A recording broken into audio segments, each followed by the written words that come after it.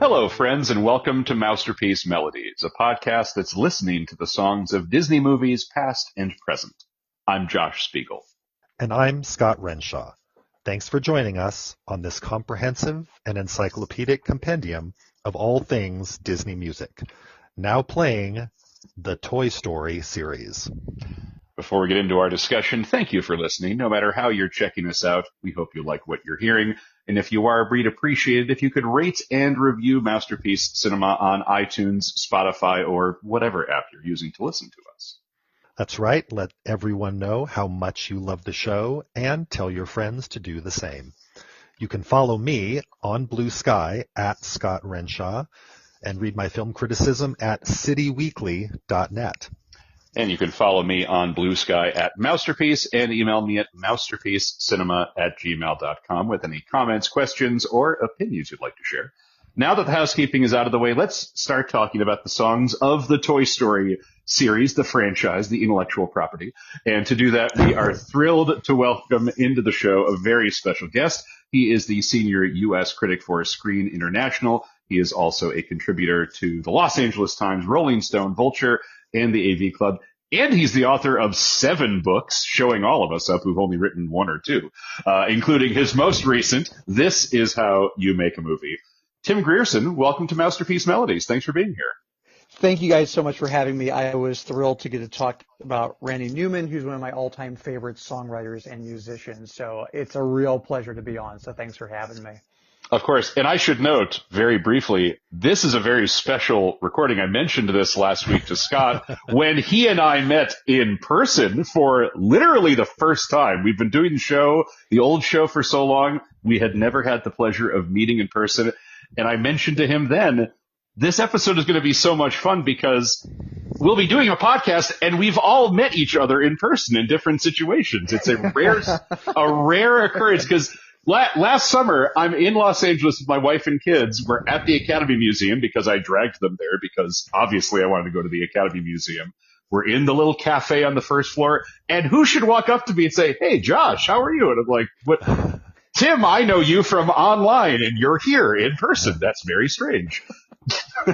Yes, I knew that you were going to be there, and it just as luck would have it, my wife and a good friend of ours, it was 4th of July weekend, I want to say, around that time. You are correct. And as luck would have it, my wife and a really good friend of ours all wanted to go to the Academy Museum just like first thing that morning before we did like some 4th of July stuff. And so I thought, well, it'd be kind of funny if I ran into Josh and we were having food, and sure enough, this family of 4 walks in. I'm like, I'm pretty sure that's Josh. And so you were doing father duties and corralling your kids, and I'm sure at that moment you thought, gee, I'd like to meet someone. I'd really like to talk to someone. As I'm doing all of this, I walked over and said, "Hey, Josh," and I immediately realized this man is extraordinarily busy right now. He does not have time to be saying hi. He's dealing with kids and families and doing all that type of stuff. And so this is not the opportune time to meet his families. But nonetheless, I forged forward to say hi to all of them. I should note, lovely. Your wife seemed lovely, so I very much enjoyed that. Yes. I should note, I'm very glad that you recall that, as, not in terms of my reaction, but in terms of the father duty, stressful vacation stuff. I was like, how crazy do we look to him right now? And it's like, oh, good. Exactly as crazy as I thought we did. Well, I have to say, my wife and I don't have kids, but we have godkids and we have nieces and nephews. Okay. And so I have friends, who have kids about that age. And so I'm very, very used to it. So you were heroic, especially when you're out of town, when you're the road team in that situation. It's very, very difficult. Especially when you're at the Academy Museum, where there's so much like moving around and stuff like that. So it was very nice to finally get to meet you, Josh, after all the years of us talking online. That is true. And by the way, in case you're wondering, Tim, and I'm sure you were, afterwards, and I explained to my wife who you were, she was like, "So he's stalking us? Is that what that was?" And I was like, no, I don't think that Tim Grierson was stalking me. No, and by the way, go ahead. I would say that's a That's one way of looking at it. It's not the loveliest way of looking at it, but it's a way of looking at it. I would say my wife, who I love very much, we've been married for nearly 17 years. I love my wife. She has a very sharp sense of humor and sometimes a lack of tact. I'm glad she didn't say it to my face. That's fine. Well, no, I think she was mostly just confused, like, how is it that there's a person you don't, it's like, well, he's a critic. We talk online. He's been on the podcast. That's one of those things I say. And by the way, everybody listening who, of course, appreciates this very inside baseball discussion, I want to point out, if you haven't been to the Academy Museum, you should go. It's pretty great. Even though I will say it's great, although I'm going to be dragging the Academy briefly in our discussion here today of the songs of the Toy Story franchise. I think that's a wonderful way for us to transition into it. Now, we are going to start with the songs of the original Toy Story, the film released in 1995, featuring the voices of Tom Hanks, Tim Allen, Don Rickles, Jim Varney, lots of other folks. We're going to talk about the songs in each of the 4 Toy Story films. Sadly, none of the songs from Lightyear, because there are no songs in Lightyear. And boy, let me tell you, if we had a podcast when Lightyear came out, Scott and I don't know about Scott, I would have been ripping into that film. What a terrible movie Lightyear was. Yeah, that was the thing. Yeah, it was in here. My older son, who would have been 8 when that came out, he wanted so badly to see it. He was crazy about seeing it. 30 minutes in, he whispers to me, and this, I should say before I tell you what he said, this is one of those kid anecdotes you see on social media. It's always worth being skeptical. I promise this is real. He whispers to me, "Can we go now? Can we leave?" And then when it ended, he said, "I don't know why that movie was Andy's favorite movie." And I thought, my kid's pretty smart because I don't know either. Anyway, Lightyear stunk. The Toy Story movies, though, are much better, even the 4th film. So we're going to start with the songs of the original. And Tim, of course, highlighted the fact that the songs of these 4 films were written and, in many cases, performed by Randy Newman. Now, here's kind of where I want to start things off. And one of the interesting little connective threads that has occurred in a couple of the episodes that Scott and I have recorded so far is that I am younger than he is. And I know that in this case, I am younger than both of you. And I mention that for one specific reason. When Toy Story was first coming out, I was very excited to see it. I was 10 going on 11. I was still a little boy who wanted to be a big boy. And I was very excited about a new animated film, a computer animated feature film. Tom Hanks, I was a big fan of his. Tim Allen, Home Improvement guy. I liked Home Improvement as a 10-year-old. I wasn't that smart. And so I was very excited. But when the concept of the songs in the film came up, putting it lightly, when the first song played, I didn't think, ooh, Randy Newman. I thought, that's a strange voice that I don't recognize because I didn't know who Randy Newman was. I was not familiar with his songs. Short People, I Love L.A., and everything else in between. I forget offhand the name of the song he performed on John Mulaney's live show recently, but he sang a disturbingly prescient song that I know he wrote many decades ago. The point being, I did not know the songs of Randy Newman. So I'm curious for the two of you, when you first saw this movie, I presume, first of all, you were both much more familiar with his work than I was.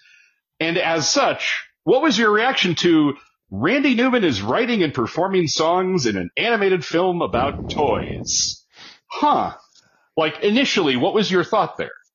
I'll dive in just because, I was already quite familiar with Randy Newman, both as a songwriter and even vocalist, even singer, and as a composer, going back to The Natural. I remember that, that was a time when I was working in a movie theater circa 1984, and that score came up, and I'm like, I bought it literally the day that I saw that movie and immediately had it. So I knew, when I saw Randy Newman's name attached to it, I knew, oh, this is interesting. I don't recall if I was aware of songs being part of it, but it's like he's just got such a distinctive and he's an interesting case as a songwriter who chooses to perform his own songs, because I don't know how to describe his voice other than it's not traditional. But yes, I recognized it and was happy to have him along, because I've been a fan for a long time, and including having a lot of his non-movie related albums over time. I played Land of Dreams a lot when it came out. So there's a lot of those kinds of things, and I was like, yes, I was right there, excited to have Randy Newman as part of this experience. This is a great question that you asked, Josh, because I'm actually trying to think when I first saw Toy Story, what my relationship to Randy Newman was at that point. I want to say that I knew sort of the hits. I knew I Love L.A.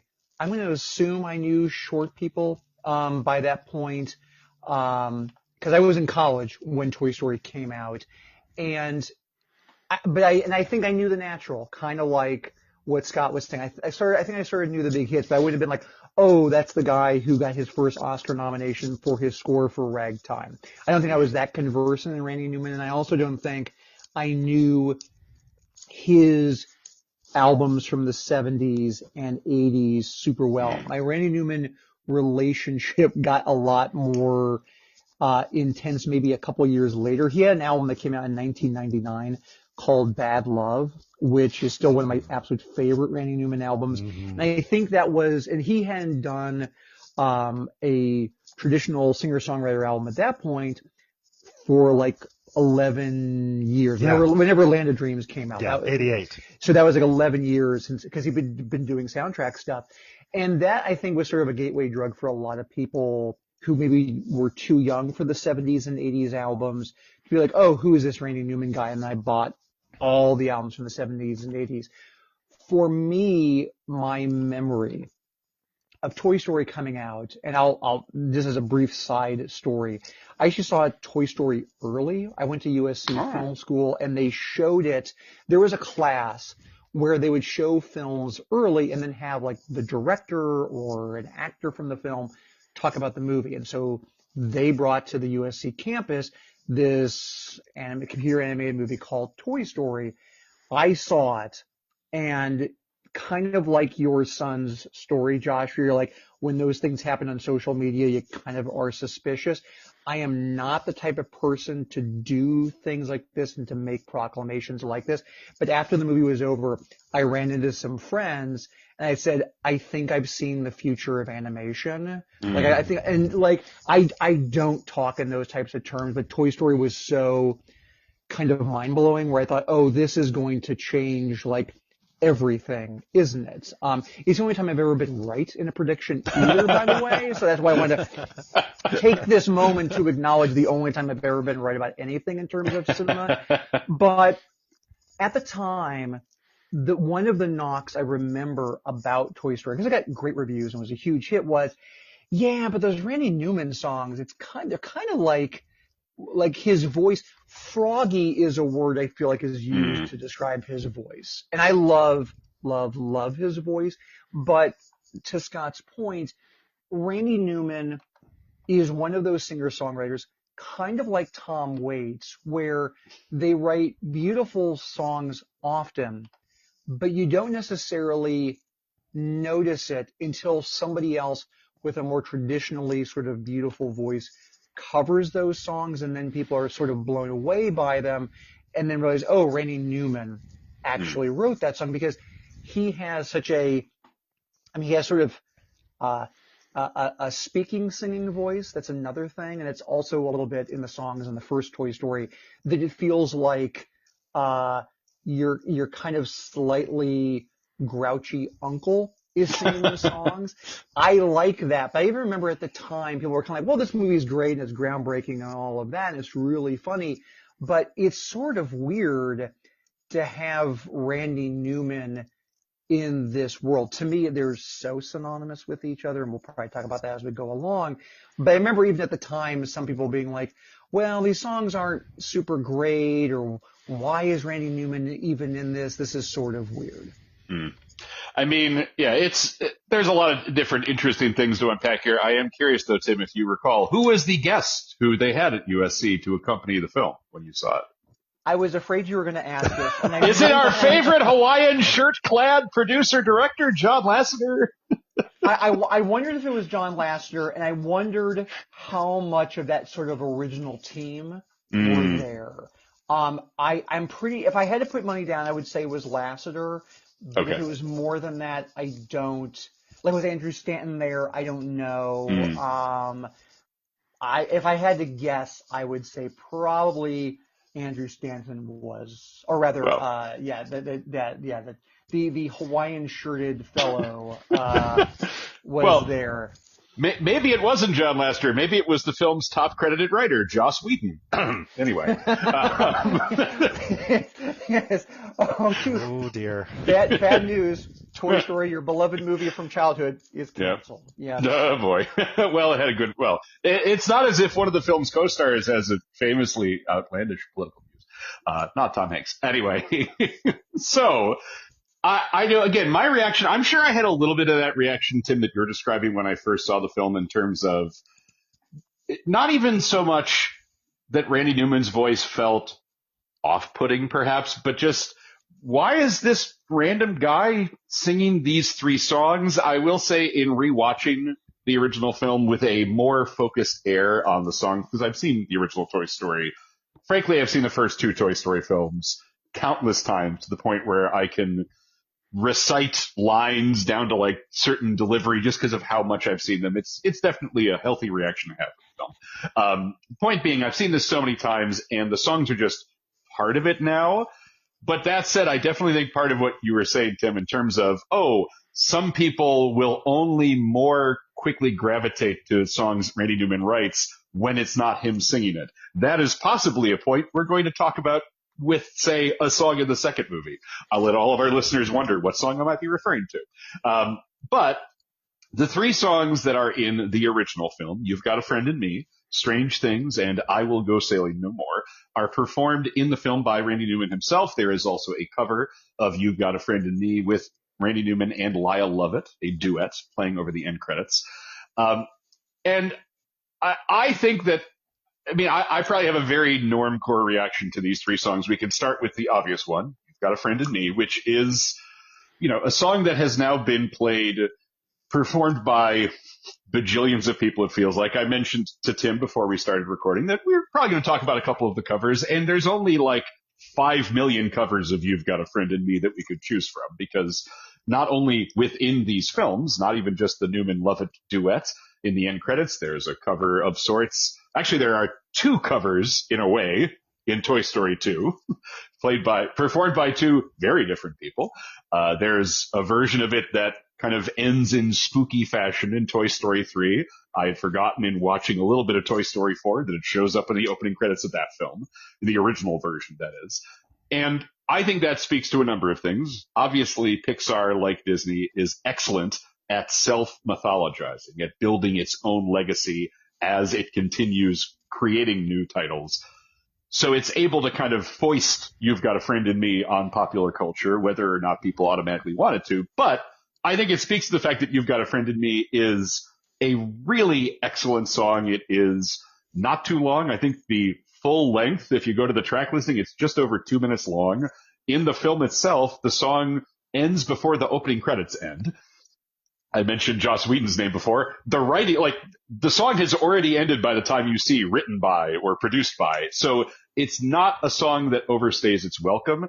It's got simple, direct lyrics, and I don't say simple in an insulting tone. I think it gets across really the whole point of the franchise, even before there was ever any concept of this being a franchise. It just does that so well. I think, honestly, the only thing that ever holds me back, at least watching it in context of the movie versus listening to it separately.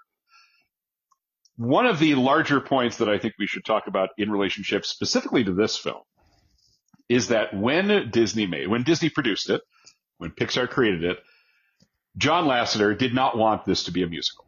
He very clearly did not want it to feel like The Little Mermaid or Aladdin or, The Lion King. He didn't want characters bursting into song. Disney, on the other hand, said, well, yeah, but that works for us. That is a pretty clear winning strategy, and we don't want to potentially alienate our audience by not having any songs at all. So Randy Newman writing these songs, performing them over like a montage, as occurs with the second song, like that was kind of the compromise. But watching it now 30 years later, in hindsight, it's interesting that all three of the songs are essentially songs that Woody or Buzz could sing if the film so chose. And that instead you get Randy Newman's voice instead. Partially because, do I want to hear Tim Allen sing I Will Go Sailing No More? No more than I'd want to hear, say, Michael Crawford sing that song. Spoiler alert for later.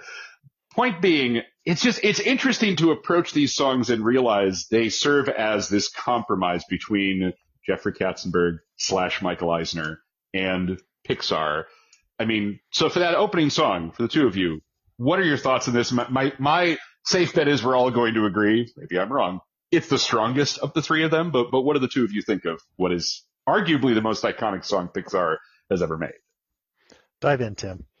I'm a huge fan of it. I love it. And I kind of loved it from the beginning. And I hear what you are saying. I mean, I think for me, rewatching the original Toy Story this week, what I am struck by is how, I'm not sure if antiquated it is, but how unique now when you think about how those songs are used. Because Pixar movies, with a few exceptions in the last 10 to 15 years, maybe 20 years, there's just not like, and now here's a break for a song.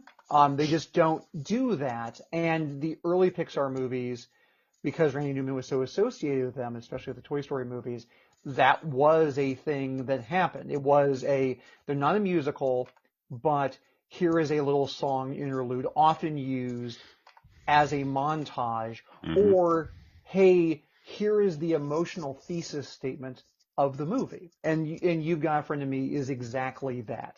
And as you pointed out, Josh, it's like, even before there was a franchise, You've Got a Friend in Me is essentially what all the movies are about, with varying degrees. It's about friendship. It's about this idea of this connection between toy and child. And because it's really sung from Woody's perspective, this idea of what happens when that bond is severed when the child grows up. And the song almost has, in retrospect, this feeling of not sort of codependency, but it's something that is very interesting about Randy Newman in general as a songwriter. What I think is also needs to be pointed out is that most of his songs from the 70s and 80s, the songs that he wrote on his albums, often had a satirical or kind of a sharp edge to them. There was always a second layer that was going on at the same time. What's funny about You've Got a Friend in Me, for people who were big Randy Newman fans, is it's very straightforward, or at least it seems very straightforward. And, I don't think that hidden seconds kind of level to what he's trying to say in there. But as the franchise went on, it was almost more of a wish on the singer's part, the person who's singing that song's part, as opposed to a declarative statement. It's a wish that you're always going to have a friend in me. It will play off very nicely in a song that we're going to talk about from Toy Story 2. But I have to say, I've always loved that song.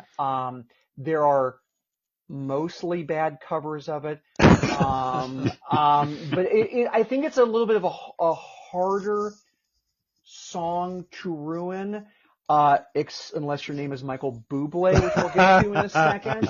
But the sentiment of it, I mean, there's a reason why when you go on Spotify, it is Randy Newman's #1 song, pop song, by a wide margin. It is his I Just Called to Say I Love You, the Stevie Wonder song.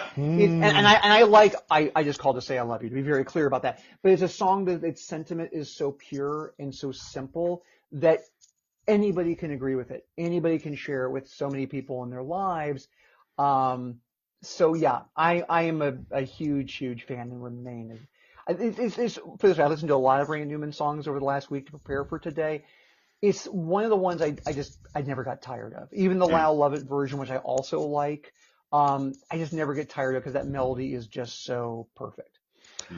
I almost have too much, and I'm going to try to be efficient and distill because there's surprisingly a lot to talk about with regard to just, first of all, its placement. I'm going to start with its placement. And considering how bouncy and memorable this song is, it's also in a position where as I'm watching the movie, not just listening to it, but listening to it in context of watching it, there's so much in that. There's so much business going on, so many jokes in that opening montage that would be easy for it to get completely lost in the background. And the fact that you somehow managed to not lose the song and not lose the jokes, I don't know how that witchcraft worked, but it somehow did, because I'm still able to focus on the little gags that are going on, and there are a lot of them in that 2.5 minutes, as well as being able to note that that's a really catchy, cool song that's going on in the background.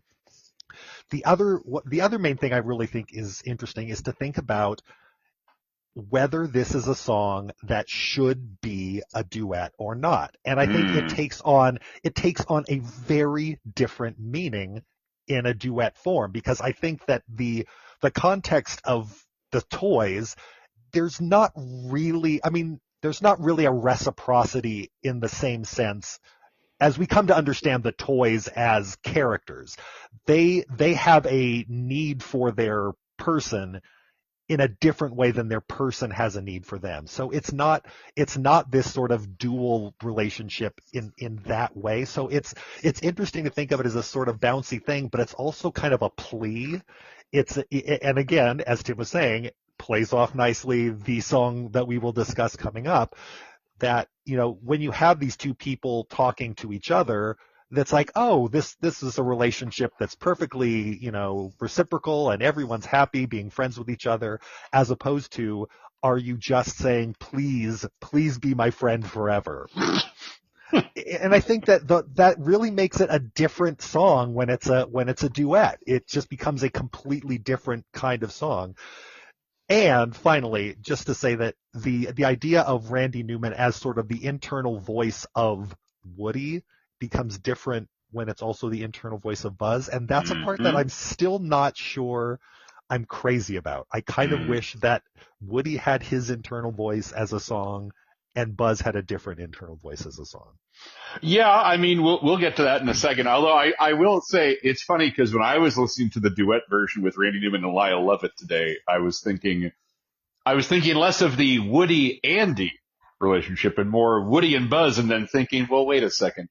They both sound like they could be Woody, because Lyle Lovett has that country style to him. And, me being a comedy fan, it's also unfortunate because anytime I hear Lyle Lovett's singing voice, I think of that very mean Norm Macdonald line from Weekend Update about why Julia Roberts ended her marriage with Lyle Lovett. I will allow all of you to Google that joke and see what I mean, because I don't want to ruin Norm Macdonald's cadence. Point being, I do think that the internal voice piece is especially notable, because all of the kind of the build-up aside, I do want to clear, You've Got a Friend in Me is a great song. It is, though, one of those songs where, as Scott and I have talked about in previous episodes, it not only takes on a different life, a different weight or shape when somebody else performs it. It's one of those songs where, as we have evidence within these films, it doesn't automatically have the same impact when it's not just Randy Newman singing it, which is really interesting, since, again, he isn't automatically who I would have thought of as the internal voice for a character, even if it's Woody, as is the case with the second song in the original Toy Story, Strange Things, which I think it was Tim who mentioned kind of the montage aspect before. Strange Things is an especially odd song to me, or a strange song to me, because it functions as you don't even need a song in the sequence where it plays. The point of the montage that we're seeing is what is already pretty obvious leading up to that montage, as well as very, very directly spelled out in Randy Newman's lyrics, which is that Woody, the pull-string sheriff doll that has been reigning supreme in Andy Davis's bedroom for a long time, is now being supplanted by Buzz Lightyear, this cool new space toy that Andy got for his most recent birthday, just as he and his mom are about to move to another house somewhere else in the Tri-City area, wherever it is they live. And Strange Things is just meant to show, hey, Woody is getting kind of carted off. He's becoming second fiddle in a way, and he's having a hard time with it. Honestly, this song, not my favorite. I will say I do like how the score of the song is utilized at the Disney theme parks, specifically in the audio track for the Buzz Lightyear ride. But honestly, the thing I have always loved about Strange Things is that as soon as the song ends, we get one of my favorite non sequitur jokes in the film, which is the shark doll saying, "Look, I'm Woody. Howdy, howdy, howdy." Can I jump in? I don't want to interrupt Josh. Go ahead. To say. Go for it. So, when you were nice enough to read all the different, my bio and like that, we didn't mention that I do a weekly film podcast called Grierson and Leach with my very good old friend, Will Leach. And I bring it up right now because I thought that Will and I were the only people who love that joke so much and use it all the time with each other. So I had actually forgotten until rewatching it this week that is exactly right. You hear the song and then you go straight into, "Look, I'm Woody. Howdy, howdy, howdy, howdy, howdy." And I laugh at that, and I laugh so hard at him going, "Ha ha ha ha, give me that." It just makes me laugh so hard. Yes. To me, the song is very much more indicative of a lot of, as the franchise went on, what Randy Newman's songs would be, for better or for worse, in Toy Story movies. Here is a song that tells you lyrically what's basically going on in this silent montage, and you are watching the thing, and we are singing the thing that is happening in that moment. And the song is fine. It feels much more sort of perfunctory, almost as if they had said to Randy Newman, "We need some music here, and it's about the fact that things are changing for Woody. He doesn't like it. Can you write that?" I don't know if that's how the song came into being, but it feels so functional that that's what it sure feels like. Yeah, I mean, as you mentioned, I think this is kind of more characteristic of Randy Newman's songwriting for his own, for his own records, that he is a storyteller. His songs are almost always storytelling, and so that's why You've Got a Friend in Me is kind of an outlier. It's not. It's just this little, as I said, it's a theme song, but you don't have something as literal as when from out of the sky like a bomb comes some little punk and a rocket. That's you're not going to take this song, have somebody else perform it, and not have it relevant to the movie Toy Story. It's just that specific, and so I think it's very much the way that I expected. The funny thing was I was realizing I wish Randy Newman wrote stage musicals. He's written one. I've never seen it. I know it's not very often produced, but he seems like such a natural, no pun intended, for being able to write, songs that have story component to them. And so this, again, it feels right. And again, it's a perfectly fine song, but I do think, as Josh, as you mentioned, the fact that its tune is versatile enough to basically be the score to an arcade game, it indicates that it's kind of got at least a little bit more going on musically. But I think there's a lot that makes this sort of a much more Randy Newman song than You've Got a Friend in Me is. I mean, we should this way. I think it's telling that of the three songs in Toy Story, it's the one that's covered the least. Because the other ones are much more covered. The one we have talked about, the one we are going to talk about, you just don't see many covers of this song. Yep. No, that makes sense. And by the way, we should note, Scott wasn't just mentioning randomly that musical that Randy Newman wrote was released as a studio album 2 months before Toy Story. It's called Randy Newman's Faust. It is obviously inspired by the Faust myth. Do either of you recall who else aside from Randy Newman was on that studio album? Because it was some heavy hitters. I've never seen the production. It's actually funny. They had a production of it in the last 12 months. They did. Here in Southern California. They only had like 2 performances that were able to make it, but you had Don Henley, you had James Taylor, you had Bonnie Raitt. Was Elton John on there? I'm trying to think. He was. There's one more. Can you name the other person? There's one more big name female artist. Oh, is Linda Ronstadt on it? You get the golden prize. Those are the 5 people aside from Randy Newman. It's pretty impressive. And yes, they did have that concert version last September Reeve Carney, who people might know from, I believe, from Spider-Man, Please Turn Off the Dark. He played the devil in that one. But yeah, so that studio album is pretty impressive to be sure. I have not heard it, but just seeing the names involved, it's like, yeah, that's pretty impressive. James Taylor, he would sing another Randy Newman song in a Pixar film. That's Cars. That's the song. I believe it's called Our Town is the song name. But anyway. That is correct. Oscar nominated. That's right. Yeah. Yes, that's right. Oh, and we'll talk about the Oscar nomination soon enough. But before we do that, we should talk about the third song in the original Toy Story, I Will Go Sailing No More. As Tim referenced just now, it gets covered a little bit more. It kind of just feels like the warm-up for When She Loved Me, because it is meant to be this more emotional piece of music as Buzz Lightyear, who, if people have somehow forgotten, is convinced for the majority of this film that he is not a toy, but he is a true space ranger, fighting his sworn enemy, the evil Emperor Zurg. But obviously, in the adventures that he and Woody have, specifically in Andy's neighbor's house, the house of a very terrorizing little boy named Sid, Buzz watches a TV commercial for a Buzz Lightyear toy and hears none other than Penn Jillette, why not Penn of Penn and Teller, reading out this ad copy, including not a flying toy. And he is shocked. He can't believe it. He tries to prove to himself that he can fly, and then, of course, finds out the hard way that he really is just a toy, falls to the ground near the staircase in Sid's house, and all the while, I Will Go Sailing No More is playing over it. The song is okay. It's one of those situations where, again, thinking of When She Loved Me, I wonder to myself, is there a different artist who could have performed this song as written by Randy Newman?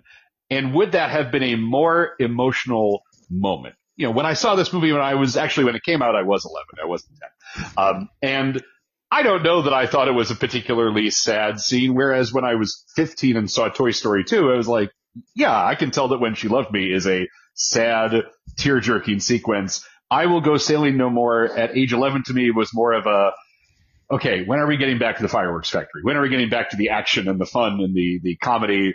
It didn't quite have the same pull for me. Now it's a sweet enough song, but I do kind of feel like Randy Newman's voice is maybe not the right fit for it. What do the two of you think? So when I first saw it, I remember thinking, this song is just sort of okay, but I feel like it's supposed to be a bigger moment than it is.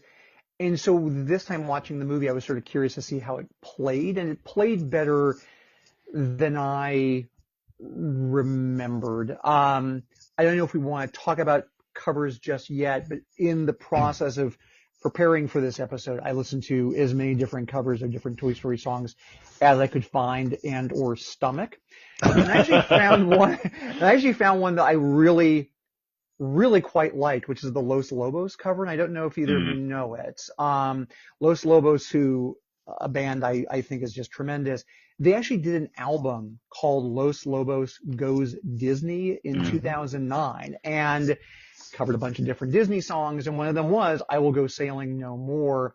And it's a much more sort of delicate, it's on guitar. It's not on piano. I think it's really, really beautiful. This version, I think it's always been a part of the movie, which still one of my all-time favorite Pixar movies. But it's a sequence that I find is just a little underwhelming. I think it's partly the song. I think it's probably a lot the song. But there's always just been, it just feels like an interlude in a moment where I don't want it. I understand thematically and narratively why you need it. Like you said, Josh, it's the moment where Buzz finally realizes, oh, what Woody has been telling me is true. And by the way, you really glossed over a great joke in that commercial, which is not a flying toy. It's a really, really solid joke. Is it to make it so clear to everybody in the audience that it is not a flying toy? But that sequence of him actually realizing it and then him trying to fly anyway, it feels like a thing that you have to have plot-wise, but is not very satisfying. One of the things I just like about the Toy Story movie in general is that on a script level, it's incredibly tight. It works like clockwork. But that's one of the moments that actually feels like you need that on a screenwriting level but it hasn't been dramatized in a way that's really, really effective. And that to me while I don't dislike the song as much as I used to when I was younger, it is the sequence where I'm just kind of like, I know this has to happen, but I'm looking forward to everything that happens after this in the movie. Yeah, I mean, I think I might like the song a little more, but still, so when this came out, I already had my film critic hat on. I was already doing professional reviews, although I don't know if this one at the time I was doing anything but for the personal website I had. But I was already thinking about that when I heard, Randy Newman singing, and then it's like, okay, we're in Buzz's head now. Why is Randy Newman doing that too? There was something about that just still didn't click. And then when he's trying to hit that soaring high note, it's like, oh, Randy, okay. Yeah, that's not your wheelhouse. But I mean, I actually still think I like the sequence, and I like the orchestration of the song. I think it almost makes me wish if we had just had the orchestration of the song without the actual lyric, I think that would have worked better in that moment. Yeah, I mean, it's sad, by the way. I've been desperately trying to find if I can rec.arts.movies.reviews, but I can't find a review of yours from 1995, Scott. Sadly, cannot pull a Doug's first movie style switcheroo. Well, at least I'm not claiming I didn't see it there. That would be very weird. I never saw this before today, Josh. Really? That's surprising. Yeah, so, I mean, it's an okay song, but I do think it is a little bit weaker. Now, I was going to say, I would love for us to hold our more detailed cover discussion until nearly the end of the show. So I do want to clarify this, Randy Newman at the time in the 90s, he had almost become something of the Susan Lucci of the Oscars, a reference I'm sure lots of younger people understand. Google Susan Lucci, kids. The point being, Randy Newman had been nominated a number of times, and he had never won for an Academy Award. He received 2 nominations for Toy Story, both for original comedic score, because the Academy was at the time dividing between dramatic scores and musical or comedy scores, a la the Golden Globes, and for Best Original Song. As you can clearly tell from my tone of voice, he did not win for either the score or for You've Got a Friend in Me. Do either of you recall offhand what won each of those awards instead of Toy Story? I actually looked this up in advance, so I do know the answer. Well, that's no fair. And I was trying to be a prepared guest, darn it, yeah. Only because I know 1995, it could easily have been Braveheart's score, but I actually don't know for sure that was actually what won. Well, so first of all, Braveheart was nominated for original dramatic score, but it lost to The Postman. I assume that means Il Postino, not the Kevin Costner film. Yes. So, Scott, I'm going to have you guess because Tim already knows. Just all I would ask you, Scott, is what animated film, aside from Toy Story, did Disney release in 1995? Oh, gosh. I mean, see, there's the problem, is that you've got the other competition. And you know what? Here's what's weird. I have sequence problems with some of the things. It's like, oh yeah, what came after The Lion King and before Hunchback? And is it Mulan? Scott, I'm going to give you 2 words and I'll answer all your problems. It's Mel Gibson. That's the 2 words I'm going to tell you. Grief. It would be Pocahontas, of course. Mulan was 97. Yes, it was. Mulan was 97. Pocahontas won for original musical or comedy score, Alan Menken and Stephen Schwartz. Colors of the Wind. Colors of the Wind, that is correct. Yes. Yes, the other Mel Gibson masterpiece from that year. Yes. That's true. He had quite the year. Yeah, so the other nominees for Best Original Song, I just want to note to our listeners, were a couple of other musical artists also nominated. Bruce Springsteen wrote the music and lyrics to the song Dead Man Walkin', apostrophe, from the 1990 film Dead Man Walking. Bryan Adams for Have You Ever Really Loved a Woman, from everyone's favorite Johnny Depp film Don Juan DeMarco. And a song that I know I saw this film in theaters at age 11 because I was a cool kid. The film was Sabrina, the remake of the 1954 film. Apparently, John Williams wrote the music and Alan and Marilyn Bergman wrote the lyrics to a song called Moonlight. Couldn't tell you anything about it, but it was nominated. So there you go.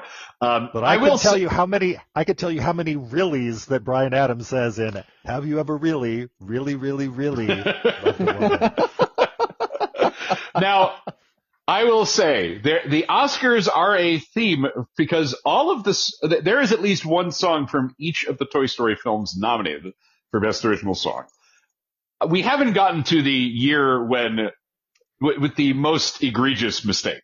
We're getting to that now because let's talk about the few songs in Toy Story 2. There are not as many songs in Toy Story 2, partly because even by 1999, even with Toy Story 2 being the third feature film from Pixar, there was a little bit of a scaling back of, do we need to have songs communicating character development, character emotions, motivations?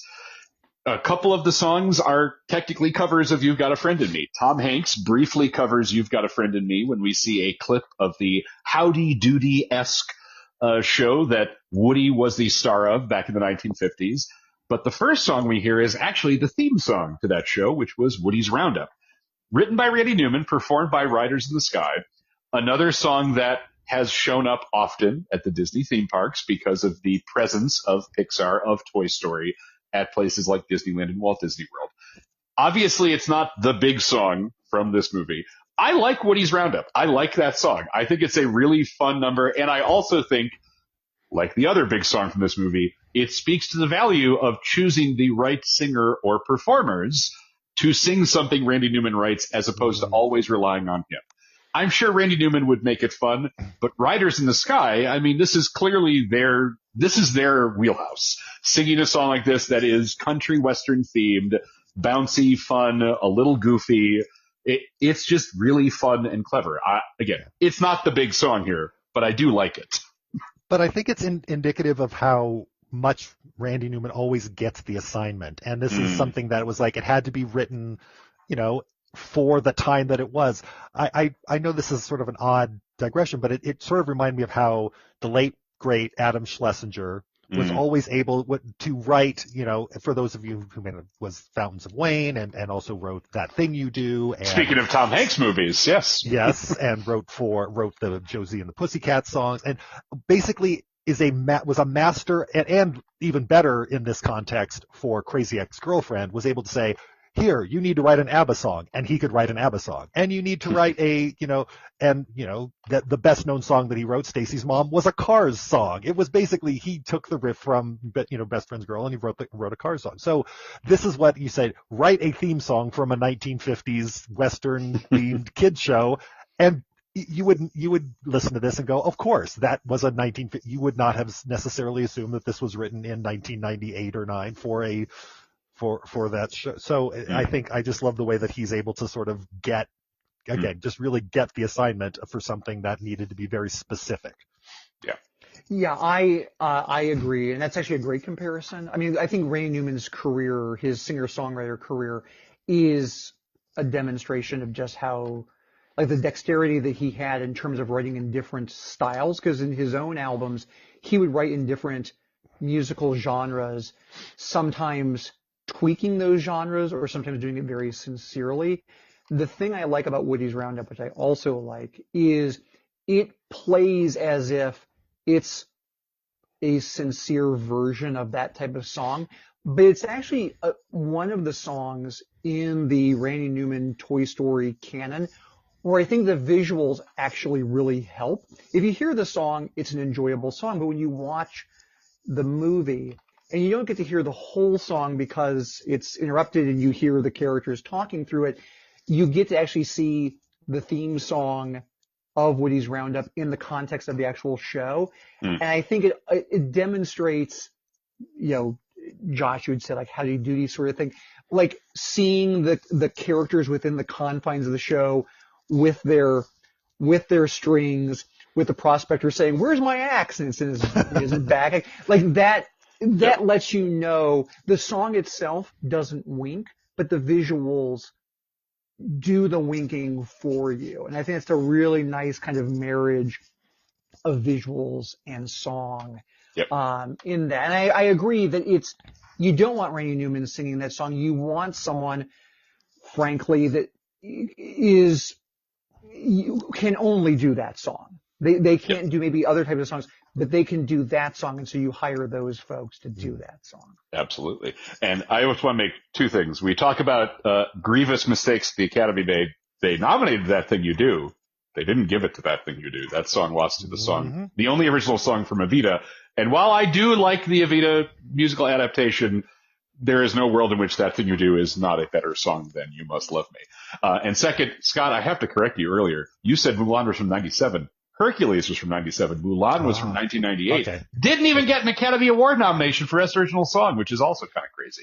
But when we talk about Toy Story 2 and songs, of course, we must talk about the song that we've already mentioned a couple of times, and that is When She Loved Me, a song written by Randy Newman, performed by the saddest voice in the world, Sarah McLachlan. And by the way, I looked this up because I'd forgotten. The song Angel, which people might know, it's not actually called In the Arms of an Angel. It's called just Angel. But that song came out the year prior to Toy Story 2. An incredible song, and obviously the kind of thing that helped make Sarah McLachlan a very obvious choice to sing this song. I had not realized, though, that they didn't start using that song in the ASPCA ads until like the late 2000s.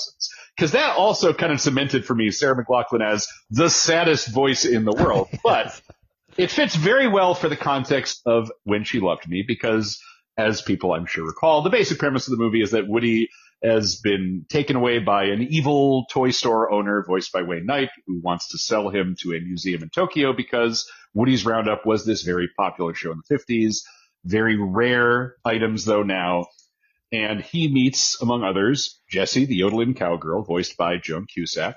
And he is not sure why she's so angry at him at first about wanting to go back to Andy because of some confusion with the yard sale, until he learns through this song that Jessie, like Woody, used to be owned by a child, by a girl named Emily, who loved her until Emily got too old and stopped playing with her and eventually donated her on the side of the road. Describing it is not terribly sad, but the way that this is a combination of excellent lyrics, the absolute right person to sing the song, and a really straightforward presentation of what's going on. Because unlike Strange Things, for example, the lyrics here are not quite so specific to Jessie that you feel like you can't listen to the song out of context.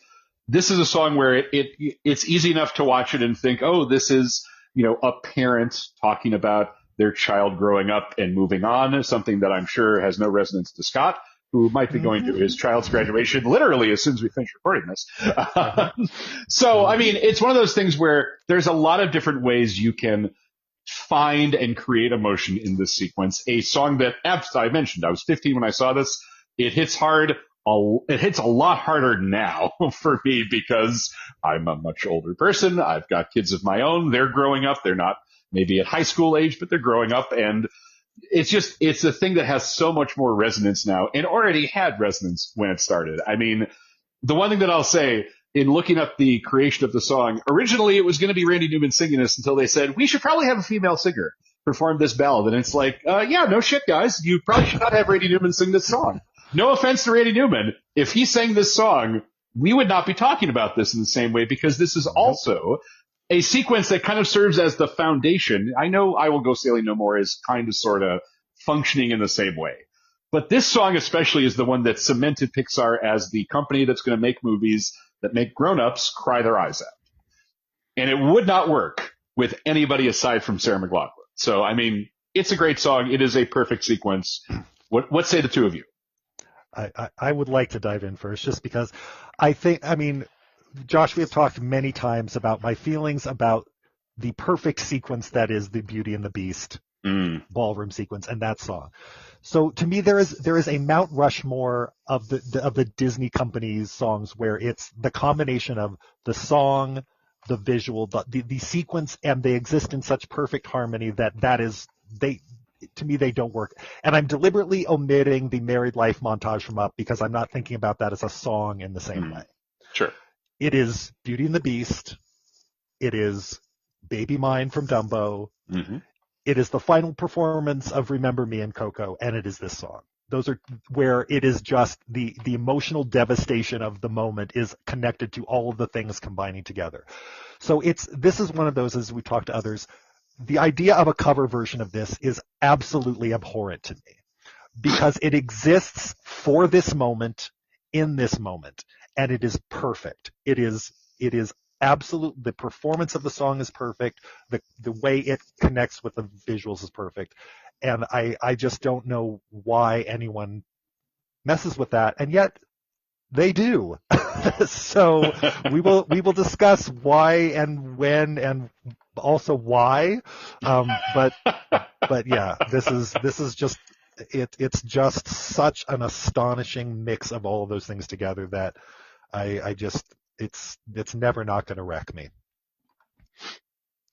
Yeah, I mean the Mount Rushmore. I think that's well put. I of course thought of Up when I rewatched this sequence because this is a song I listened to, but I hadn't watched the movie in a while. And just watching that sequence, Josh, you mentioned about like it's surprising that Randy Newman hasn't done more new musicals like stage productions because I mean this is the quintessential.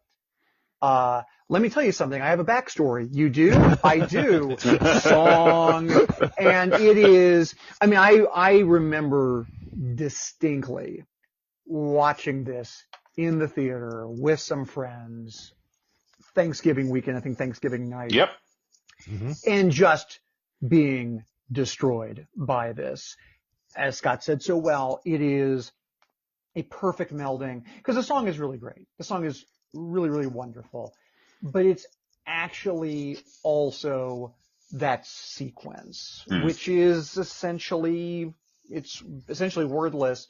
And that is what makes me think of Up, even though Up is not a song with lyrics, but it's almost like a perfect sequence in and of itself at the beginning of Up. But this one actually has lyrics, and the lyrics, they, as opposed to Strange Things, this one I think explains it, but it does not feel like you are being sort of spoon-fed the exposition. It feels like it is on top of what you are watching. And it really just, I mean, you kind of can't overstate just like how it destroys you and just, and I'll also say this about the actual visual sequence. What I also love about it is that the sequence as a visual sequence does not make you hate her person. There is something that's also beautifully done about the idea that like that's what happens. That's the natural course of how life changes. And yet you think for a second that she's actually going to go under the bed and pick her up and have her back in her life. And then you realize, no, that's not what's going to happen. Just on a visual level, it's an incredibly well put together sequence. The fact that the song is so good. Just to stick up for Randy Newman for a second, as a singer, I think it's because this is the same year, this movie came out in 99. It's the same year that his Bad Love album came out, and he would also put out some albums after that.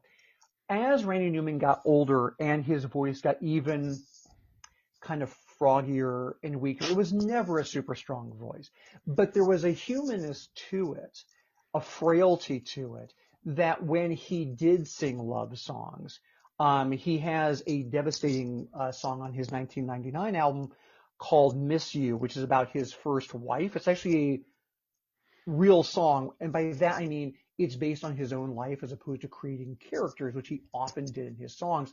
It's basically written to his first wife, who he divorced a long time ago, and he's now married to somebody new and has a new family, and she's moved on, and it's basically telling her that he still thinks about her and he misses her, and that he knows that she's just laughing her head off hearing this song.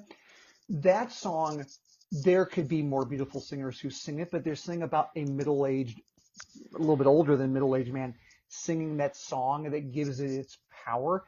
That being said, Sarah McLachlan is the right person to sing it. I also want to credit Sarah McLachlan. I feel like she, because she's so known as Save the Animals person now, which is a noble thing, but she has now become been parodied because of that. She doesn't oversing this song. It's actually nicely restrained, and I think that's really a credit to why the song works so well. And the last thing I would say is that somewhat recently, Randy Newman did a collection of his songs that he re-released called in different volumes called the Randy Newman Songbook. He actually has this song on there, and I think it's very interesting. He just plays the piano for like a minute, he just does the melody. He doesn't actually sing the song. To suggest that he even knows it's not really his song to sing anymore. Yep. I will say this, Tim, that I think that there's a difference. So much. I know Land of Dreams much better than I know Bad Love. I've heard Bad Love, but I don't know it the way. Land of Dreams was entirely a sort of a suite about his youth, his family, his childhood, and so what you're describing, he can write and sing his own, with the emotion of a lived experience, and he's great when he's doing that. I just think that these are the things where it's like, this isn't my story. I am writing someone else's story, and it works better. So he is a great singer of his own stories. And that's probably the best way for him to be a singer. Yeah, and I think like you said, especially having a female singer is so crucial to what is essentially a flashback.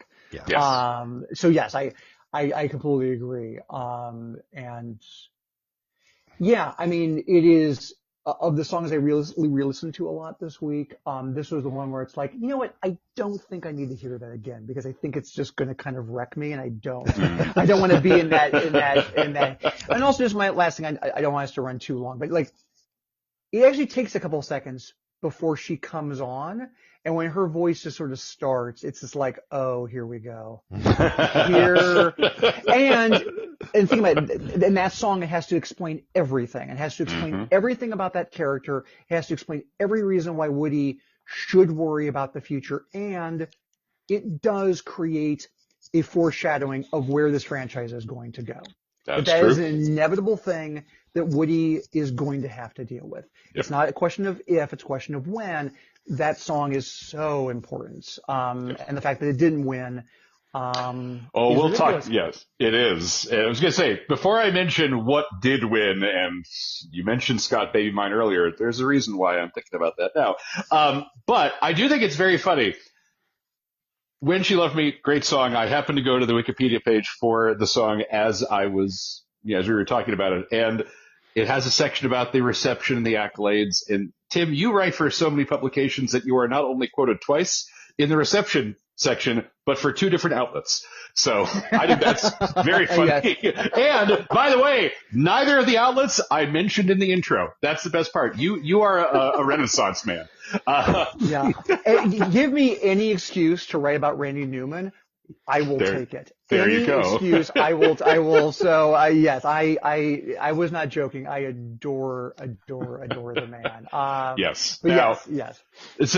So I do want to clarify, since the last song in the film is one of the You've Got a Friend in Me covers, we can talk about that a little bit later on.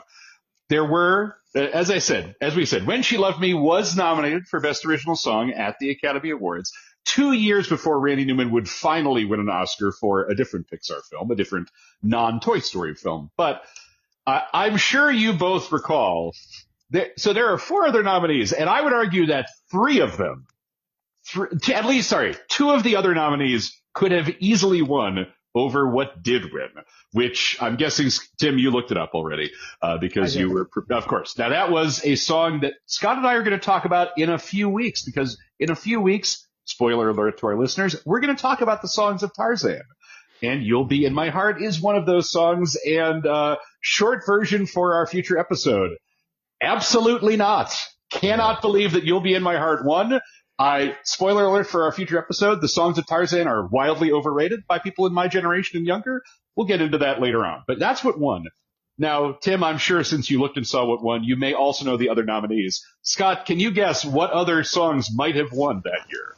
I can name 2 of the other 3. Let's hear it. Because I know one of them was the Amy Mann song from Magnolia. Save Me, yes. Save Me, which is a great song and another great sequence. Another great, and Blame Canada. Of course, performed by Robin Williams on the Academy Awards. Performed by Robin Williams, who bit into that bitch Anne Murray too with a gusto that I will always remember.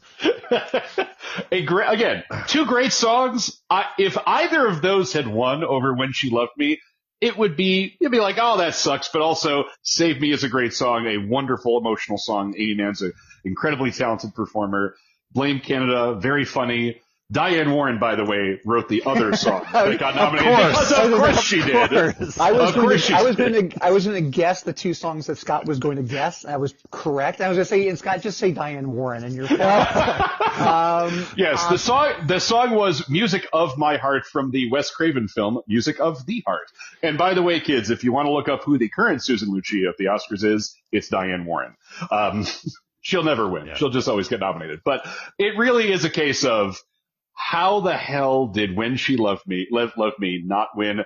I like, we can talk, it's a much different conversation to talk about Oscar flubs and snubs, who got flubbed, who got snubbed. But this is one of those cases where Randy Newman winning for the Monsters, Inc. end credits song 2 years later really feels like the Oscars saying, yeah, we know. We should have given you one already. It doesn't feel like this song is great, because it's not great. It's fine.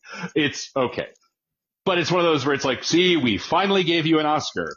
And speaking of Oscars given to Randy Newman later than they should have been, let's talk about the songs of Toy Story 3, which really means I should talk about the song of Toy Story 3, because one of the two songs is yet another cover of You've Got a Friend in Me, which plays over the extended end credits, performed by the Gypsy Kings, because as people may or may not recall, one of the mid-film running gags in Toy Story 3, where Woody and friends spend most of their time in a daycare, is that Buzz's Spanish mode is enabled, and by the end of the film, Jesse finds that very becoming on him and very attractive. So they dance a Paso Doble while we hear a Gypsy Kings cover of You've Got a Friend in Me. But the new song, the Academy Award-winning song, is We Belong Together, sung and performed, written and performed by Randy Newman, obviously. What do the two of you think of this one before I jump in? It's fine. Yep. Yeah. I should not put it that way. I think it is, we talk about flubs and snubs. It is just an absolute law of the Oscars that your favorite artists are going to win for things that are not their best work. And because of that, you will always be slightly more negative about those things because you'll think, but that wasn't the one. I'm not going to jump ahead too far, but I will say if you look at the nominees that year, there wasn't a great song. And so this was a I disagree. There's at least one other song that could have won, I think. We'll get to that in a second then. But sure. I would say that this song I've never heard a Randy Newman song before. What does he sound like? This is a perfectly fine, perfectly enjoyable Randy Newman song. It doesn't eclipse the stuff that he did in the first two Toy Story movies. It's also not that important in the Toy Story 3 movie. It's just a song that is part of it. It is the strengths, the reliable things that Randy Newman has been great at for decades, but there is nothing that makes it stand out. So my sort of dismissive, it's fine, is especially me talking as a longtime fan, being like, well, actually, if you like that song, you should listen to this, this, and this, because he has dozens and dozens and dozens of other songs. Yeah, and I think it's harder. Maybe if this had been a mid-film song, the way that the I Can't Let You Throw Yourself Away is in Toy Story 4. It wouldn't feel as, it's this so weirdly bouncy coming at the end of this holy shit ending of, the Toy Story 3 is such a wrecker of an ending, and yet this is where its placement is strange to me. In addition to the fact that it seems like kind of a minor song all by itself. It's like, I don't know. I wanted to go out on a different musical note. And I Un Amiga and Me is probably a better note to go out on, actually. Yeah, I mean, it's one of those things where you listen to the song, you listen to the lyrics, and it's like, yeah, this kind of says the same thing that You've Got a Friend in Me says in some way. It's a little bit different since now it's just supposed to be two people. It's the whole group of toys. The idea of them all belonging together. They shouldn't be separated like Toy Story 4 ends up separating Woody, but don't worry, we'll resolve that for Toy Story 5 in 2026. I'm so happy. My point is, it's fine. I think what is most interesting to point out here, as I was watching the end of Toy Story 2, I was reminded oh, right, there was a brief period when these films ended with fake blooper reels, which was very funny and clever, but also a very of its time part of the Pixar canon. And I mention that because watching Toy Story 3, which arrived 11 years later, which arrived after the 1-2-3 punch of Ratatouille, WALL-E, and Up, and I know that WALL-E has an end credits song in Down to Earth, but it kind of feels like Randy Newman coming in with the song at the end of Toy Story 3 is like, oh, you guys are still doing that, huh? Okay, I guess so. I mean, it's an okay song. I think it's got a nice beat to it, a nice tune. But coming after the songs in the first two Toy Stories, even a song that I might not love, like Strange Things, like, unfortunately, Randy has set the bar so high for himself that he cannot clear it here. I like to think that the fact that he won for Toy Story 3's best original song at the Oscars is because the previous year, the two songs he wrote for The Princess and the Frog that got nominated, Almost There and Down in New Orleans, both lost to the song from Crazy Heart, which is definitely a song we all recall. Who doesn't love The Weary Kind, written by Ryan Bingham and T-Bone Burnett? I know I saw Crazy Heart in theaters. I'm sure the two of you did, but I don't remember that song at all. I will say to Tim's comment earlier, speaking of other Disney films, I do not love Tangled, but the film's nominated song, I See the Light, I kind of think is better than We Belong Together. I think that could have easily won that year, and it would not have made me sad. The other two nominees, speaking of country songs, Country Strong's Coming Home was nominated, as was If I Rise from 127 Hours. Not a great year for original songs, to be fair. I won't disagree with that, but I do think I See the Light could have won. And then we have the two songs from Toy Story 4, the already mentioned I Can't Let You Throw Yourself Away, which I'm going to be out. So when we talked about Aladdin with Aisha Harris, Aisha revealed, and Scott also revealed, had not watched the new film, which I punished myself through. And although I like Toy Story 4 well enough, I did not have a chance to watch the whole movie. Nope. So I forgot that the song is performed mid-film, because I was watching near the end to listen to the other original song that is played over the credits, The Ballad of the Lonesome Cowboy, performed by Chris Stapleton, and not, as a Comedy Bang Bang fan myself, I was just thinking, it's not performed or about Dalton Wilcox, the Andy Daly character? What a shame. The Ballad of the Lonesome Cowboy, I didn't hear I Can't Let You Throw Yourself Away this time in film. I'd listened to it already, and that's very much that sounds much more in the vein of like the witty, ironic, comic Randy Newman songs to me, even more so than the Ballad of the Lonesome Cowboy, although there's a little bit of a call and response between Chris Stapleton and the chorus in that second song that feels very much like a Randy Newman affectation. I'm also thinking about other Pixar songs he's written, like The Time of Your Life and A Bug's Life. What do the two of you think of these two songs? Because I don't know that we need to break them down one by one, because they're both pretty slight. Go on. So I'm a Toy Story 4 defender, and it sounds like I'll be a Toy Story defender here as well. It's fine. It's a good movie. I actually really like it. I think it's actually really great. I think they should stop after this one, but but no one took my call at Disney. I like I Can't Let You Throw Yourself Away because it's another example of song with montage that works really well. The secret weapon, the secret MVP of Toy Story 4 is Forky, and it's very Forky heavy, this sequence, because Woody keeps trying to Forky forward. It's Forky forward. The whole sequence is Woody is trying to keep Forky from getting lost where they go on their trip. He keeps like wanting to hang out with the garbage. And that sequence, I think, is funny, and the song works in the context of that. But I also think the song is just sort of a jaunty, fun song. And I would say that as opposed to his song in Toy Story 3, it feels more like a piece of music that I want to listen to, as opposed to just, here is a statement of fact about the characters. Toy Story 4 song does more than that. And as far as the song at the end, I actually like both the Randy Newman version and the Chris Stapleton version. In general, I like Chris Stapleton, but I think that he kind of gets the right tone of understanding that this song is in some ways a joke, but doesn't lean into can you tell that this is a joke song? It doesn't do that. It's slight. I won't argue that point, but I actually like both of the songs, and maybe Randy Newman should have won another Oscar for one of those songs. What? Okay. I know what a big fan of the movie Breakthrough you are, Scott. So I'm Forky. I'm Team Forky. I like, and I do think that sequence works well. And I really like the arrangement too. I like the chorus, the choral voices as the backup. And, it's a nice, it's a fun tune. I still can't remember. I just think my problem is just like the association with Toy Story 4. I think I'm just disappointed that it exists because I consider the trilogy such a perfect thing, and it ended the way that a trilogy should end, with that callback in the sky.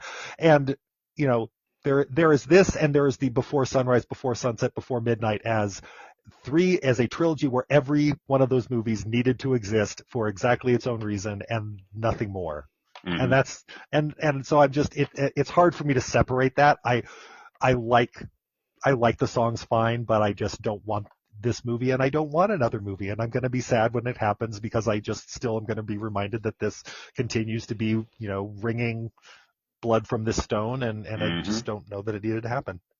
Yeah, and by the way, so Tim already mentioned the film Breakthrough, which did get nominated for Best Original Song in 2019, along with I Can't Let You Throw Yourself Away from Toy Story 4.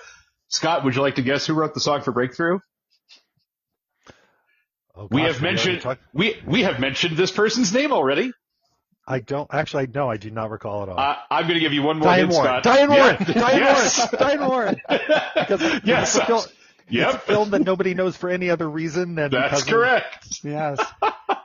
Diane Warren, who I'm just scrolling through. So she has, I'm trying to think how many years in a row. 2017, she was nominated for a song from Marshall called Stand Up for Something. 2018, she was nominated for a song from RBG called I'll Fight. Breakthrough, the song is called I'm Standing With You. Let's see, she has been nominated like every single year the last 10 years, and she still hasn't won. And is notoriously when people are trying to do their Oscar completist things that, damn it, I have to watch that now too, because it's the Cheeto song. It's If only been called the Cheetos song. It would be more popular. And by the way, I do want to give Diane Warren a little bit of credit, since we're politely teasing her. I do think she should have won already, because in '98 she wrote I Don't Want to Miss a Thing from Armageddon. I don't love that film. That's a great rock song. It lost to When You Believe from Prince of Egypt. '97 she wrote How Do I Live from Con Air, which lost to that lost to My Heart Will Go On, which obviously was going to happen. Yeah. I will say, in interest of full disclosure, I have met her once. She was very lovely, and someone nearby her said to me out loud so that she could hear it, "Can you believe she's never won?" And I was like, I wasn't going to bring it up. Why would you say that? Like, it was, and this was a friend of hers. And I was like, right. Why are you saying this? If I get nominated that many times, Scott, Josh, do me a favor. Don't ever introduce me as like, can you believe he's never won? Don't do that. Can you believe it? And to be fair, it really is pretty wild, because she has been nominated 16 times, which is crazy. But in 2019, Breakthrough, the song she wrote was called I'm Standing With You. We have the Toy Story 4 song. Harriet, the film Harriet, had a song co-written by star Cynthia Erivo called Stand Up. Frozen 2 was another nominee for Into the Unknown. I'm sure Tim knows. Scott, do you recall what song, or at least what film, would have won Best Original Song that year? The hint I'll give you, we have mentioned this person also, and it's not Diane Warren. No. The person is Elton John. The song is I'm Gonna Love Me Again. The film is Rocket Man. He and Bernie Taupin won for I'm Gonna Love Me Again. I don't think that's a year where I look at those and it's like, Into the Unknown, back in the 90s, that would have been the one to win just because it was the Disney song. But I can understand why Elton John won for a non-Lion King project. Now, let's wrap up by talking about some of those covers, because as we've discussed here, there are lots and lots and lots and lots of covers. One thing that Scott and I have already highlighted generally in our episodes so far is that there are a number of performers who either cover a handful of Disney songs or, like Los Lobos that Tim mentioned earlier, do entire albums of Disney covers. There's people as wide and varied as Los Lobos. There's an album that Brian Wilson wrote in the key of Disney. Scott was sharing that link with me earlier today, including, I believe, You've Got a Friend in Me, among other songs. And We Belong Together. Yes. And We Belong Together. Yes. And the one that I will say that people need to steer far away from, because I know Tim is probably going to talk about the Michael Buble album in a minute, which is fine. The one I'm going to tell you to steer away from is a different Michael. Now, when I was... In full transparency, I was hanging out in the Mayo Clinic Hospital waiting room last week, not for myself, for a family member. They're fine now. But I was listening to the songs of Toy Story. Great time to listen to When She Loved Me, by the way, when you're in a waiting room of a hospital. And one of the things I was looking at were some of the covers, like the cover of I Will Go Sailing No More by Michael, the Phantom of the Opera Crawford. And in case you are already familiar with Michael Crawford's very distinctive, haunting, tremulous singing voice from the Phantom of the Opera and are thinking, what would it sound like if that voice did I Will Go Sailing No More?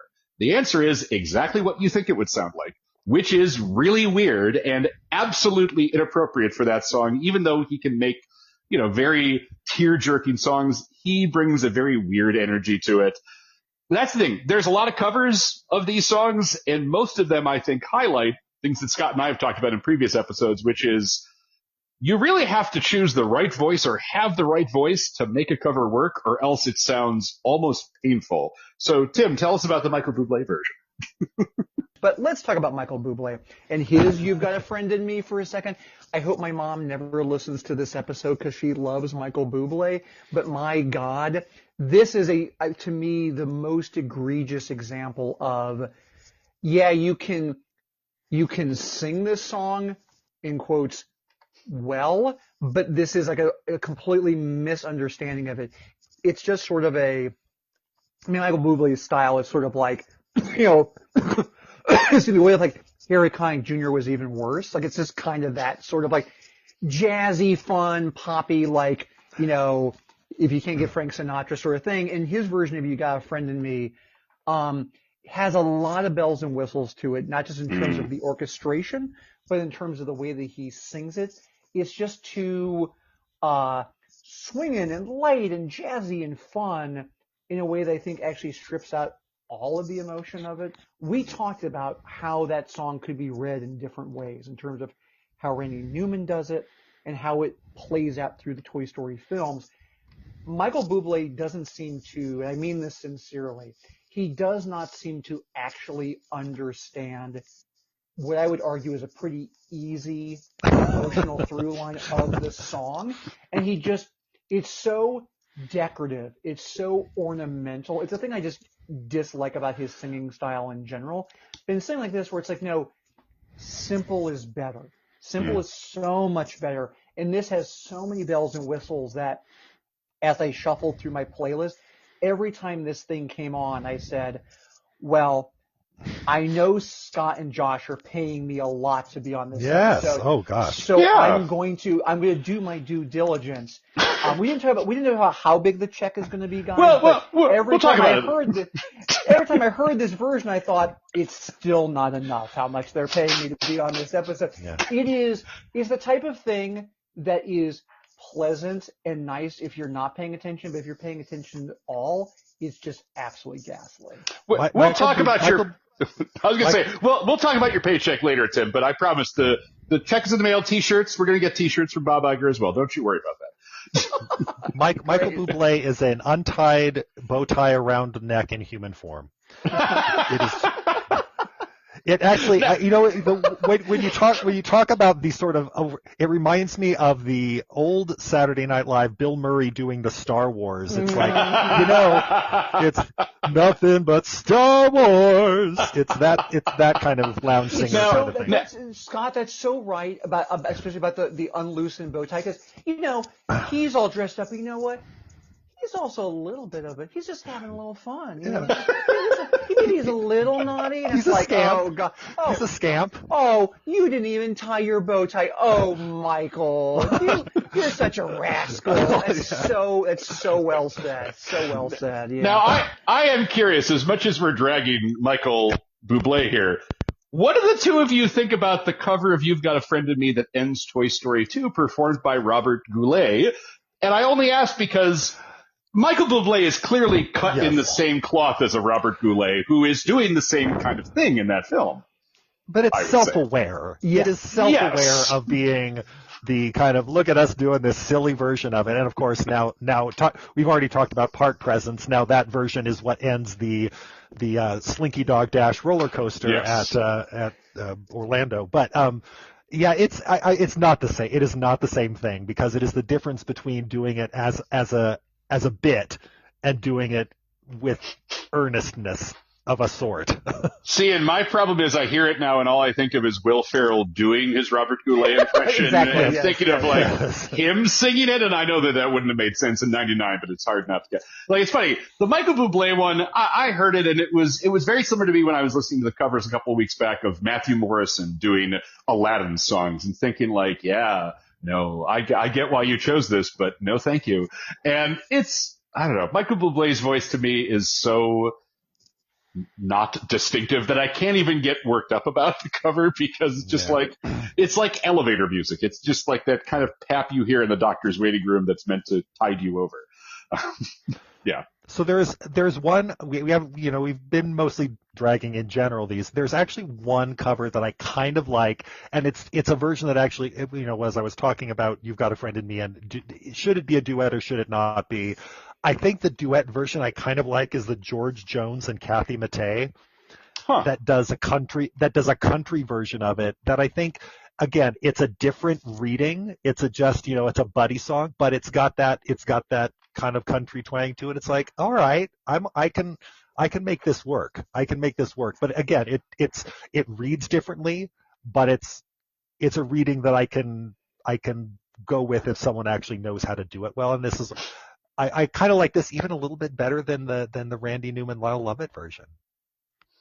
That's fair. I don't love the Lyle Lovett Randy Newman version myself, so I can be easily swayed that there is a different country style cover that is better than that one. I had not heard the George Jones cover though. That's interesting. I have not either. I'm intrigued because I like George Jones, so I'm actually and I think it's interesting because like the Lyle Lovett's, we talked about this, but his country sensibility, Woody being a cowboy, it kind of makes sense. I will listen to the George Jones version after this. Yeah. Any other covers either of you found that you want to either highlight or demolish? I have one more. So I jumped the gun and I mentioned I Will Go Sailing No More by Los Lobos. I can never distinguish the two great singers that they have. I'm not sure if it's David Hidalgo or Cesar Rosas who's singing that version of it, but it's really, really beautiful. I really love that off their album, Los Lobos Goes Disney. And then just like scrolling around on Spotify, I am not familiar with the musician Lynn Lapid, spelled Lapid. Her first name is Lyn. She does a version of When She Loved Me that I also think is very delicate and very beautiful. And it's one of the things I wanted to say about what is also interesting about that song. And when it is covered, when men do it, it just, or maybe it's just when Michael Crawford does it, it just feels like wrong vibe, wrong energy, wrong tone, whatever. But Lynn Lapid's version of When She Loved Me made me think of, it sounds like a love song. And it sounds like a queer-themed love song. And I don't know her sexuality. I am just extrapolating. But when I heard her sing it, I thought, this is actually a different way of thinking about this song. It's not about between a doll and her person, or as you guys were saying, about parents and children moving on. The way that she sings it almost sounds like she's revealing a secret. And I don't want to extrapolate too far into what her interpretation and what her meaning behind the song was, but it made me think about if it's a love story, a same-sex love story that you're telling, and it's something that you can't talk about because of this, like the community that you live in or whatever, that song feels very, very different. Again, I am bringing a lot to this interpretation of it, but I found it really, really moving in a way that a song I already find moving, I found moving in a completely different way. And so in terms of covers I actually enjoyed listening to over and over again, the Lynn Lapid version I thought was quite good. I will have to check that out. I should point out, I'm looking her up right now. Your timing is impeccable. She just had her first her debut album was released literally a week before we recorded this show. She is very big on TikTok. She has nearly 5 million followers on TikTok, a social media service I do not have. But she's very young. And apparently performing in Salt Lake City later this month. Well, there you go. We may be breaking ground on Lynn Lapid. Nobody else has heard of her before right now on this podcast. You're welcome, Lynn. Your check is also in the mail. So, I mean, I have no other covers I'd want to highlight. Scott, anything else that you wanted to bring up before we wrap? No, other than I as someone who I listened to Gypsy Kings also for a long time, and I was just there's something about that. Talk about a voice that's distinctive. When that voice showed up, it's like, oh yeah, I was so happy to hear a Gypsy Kings version of "You've Got a Friend in Me." I just love it. That's all. It is a very malleable song. You can get everybody from Tom Hanks to Michael Buble singing it, and it sounds, well, sometimes it sounds good. I think the obvious upshot here is for anybody who is somehow not convinced that the songs of the Toy Story films are worth it to varying degrees, you ought to check them out. They're pretty good. So, Scott, why don't you take us out? So, with that, it's time to turn down the volume on Mousterpiece Melodies. What's on the playlist for our next episode? From 1942, Saludos Amigos, and 1944's The Three Caballeros. But while you wait, make sure you subscribe to the show on iTunes, Spotify, or wherever you download your podcasts. Tim, thank you again so much for joining us today. I know we mentioned your credits, and throughout the show we've mentioned your credits, but why don't you let people know the best place to find you on the internet and to be able to gather all of your work together? Thank you guys so much for having me. Probably the best place to find me is on Blue Sky. It's my first and last name, TimGrierson. That's Tim Grierson at Blue Sky. All right. And we'd love for all of you to listen along and tell us what you think. Hey, have you ever heard the songs of the Toy Story films? Do you like them? Do you hate them? Could you really hate any of the songs in these movies, aside from how emotional they make you? If you have any comments, questions, or opinions you'd like to share, you can always reach me at mousterpiececinema@gmail.com. Follow me on Blue Sky at Mousterpiece. As mentioned in our last episode, this episode's going up on May 19th. May 19th, good Steely Dan reference for all the kids out there who love Steely Dan. And I mention it because by the time you, the listener, are hearing it, you will have had the chance to read all of my recaps of the second season of Andor, whereas as of the time of this recording, because Disney has seen fit to not give me screeners, I have only seen half of the season. And I know Scott, at the very least, has seen all of it. Bully for you.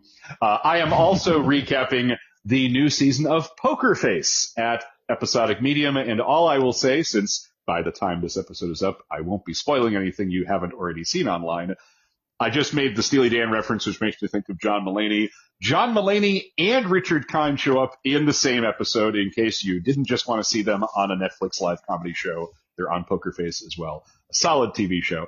And also I'll mention that this episode goes up the Monday before the release of two very big new movies. One of them I'm very excited to see. It's called Mission Impossible: The Final Reckoning. I'm sure I'm going to write about it. The other of those films is Lilo and Stitch, a film that I'm going to see probably write about. And I have not an ounce of excitement for it because nobody asked for it. But anyway, I'm sure I'll write about it this week. Scott, where can our listeners find you online? You can also find me on Blue Sky. That's at Scott Renshaw, and Letterboxd at Scott Renshaw. You can find my film criticism at cityweekly.net, where I will be, as of this time, I'm probably going to be covering Mission Impossible: The Final Reckoning and Lilo and Stitch for that Memorial Day weekend. And yes, we'll see what we think about these franchise extensions. And I'm Scott Renshaw. And I'm Josh Spiegel, and we'll see you all next time on Mousterpiece Melodies.